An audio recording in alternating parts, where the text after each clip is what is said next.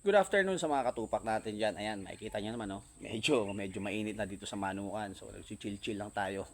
Eto mga katupak, no? Shoutout muna sa buyer natin ng Dugong Line from California. Kung di ako nagkakamali, parang Ike. Ike or Syke. Ayan, brother. Salamat. Ayan, OFW yan. Thank you sa'yo. Shoutout na rin kay Jack from Davao. Ayan, brother. Thank you sa inyo. At syempre, yung mga viewers natin na iba at yung mga solid supporters natin na mga OFW. Salamat po sa inyo. Okay? So eto mga katupak, may laban na naman tayo, may bago na naman tayong laban. So sabi ko nga sa inyo, ako talagang lagi tayong naglalaban. Okay? So hindi lang naman laging panalo, 'di ba? Kasi pag lagi kang nanalo, nawawala na yung essence ng sabong. Kailangan matalo ka isa o dalawa para yung eagerness mo to win on the next fight bumalik para manggigil ka uli. Okay? So naglaban po tayo, talo tayo. Okay?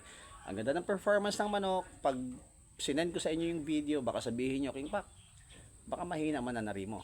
Normal yan eh. No? Pag talo, ganito, baka ganyan. Basta ako, talo yung manok, ayaw manalo yung manok nung time na yon at hindi binigay sa atin yung victory.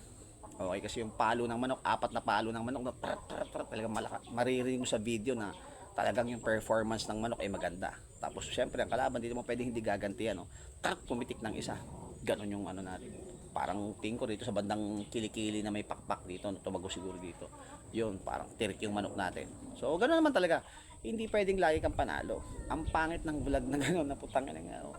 Lagi kang panalo, di ka panalo. Natatalo din, pero mahaba yung winning streak natin bago tayo tinalo. At syempre, babalik tayo ng mas malakas. Ganoon lang naman yun. Basta tayo, hindi tayo puro kwento, vlog. Hindi naman lumalaban. Tayo talagang legit. Lumalaban talaga tayo. Okay, sa ruweda. Hindi sa vlog, sa kwento. 'Di ba? Ayan. Shout out to all my viewers around the world. Yan, most especially our OFW, 'di ba? Yung mga OFW natin diyan na yung mga nasa US na, no, marami yan. Nasa Canada, United Kingdom, Switzerland, yan, mga nasa Japan. Ayan, marami tayong viewers at saka ito mga previous nagchat sa atin, no, from Japan kumuha sa atin ng manok, taga Japan kaya yan. Maraming salamat sa inyong lahat. Okay, yan, malapit nang umuwi, nakalimutan ko pa yung pangalan, putang ina.